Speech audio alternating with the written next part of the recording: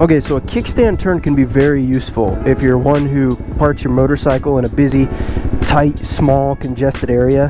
Helps you turn your bike, pivot your bike should be the correct word, to get out of parking spots, whatever it may be, or just simply for fun. So on a high level, all you do is you just balance the entirety of the weight of your bike onto that point where your kickstand hits the ground. So you're taking both the tires off of the ground. That way you can turn the bike and just pivot it on that point where your kickstand touches the ground. So what you need to do is grab a couple stable spots.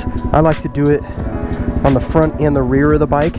So you grab your two stable spots, make sure it's something actually secure, like a metal piece. Part of the frame is the best option instead of like your plastics or whatever, because you could actually end up ripping those off or tearing them up if you apply too much pressure to them. So you can grab like this part of the handlebar, or I usually grab this tail end of my bike because this is real sturdy, or you can grab like underneath where your forks are, the frame part, that big metal sturdy part. And then from the driver's side, sorry, not the driver's side, the left side, the kickstand side of your bike, all you got to do is grab your sturdy parts, start to rock the bike back, and then once you rock it back far enough, you'll feel it pop up on that kickstand. And as you can see, it might be kind of hard with the angle, but both of my wheels are off the ground. It's pretty light in my hands, and I'm just moving the bike around like this because the wheels are off the ground, and it is just balancing on that kickstand. So from there, all you got to do is again rock back. Once you're here, simply just twist.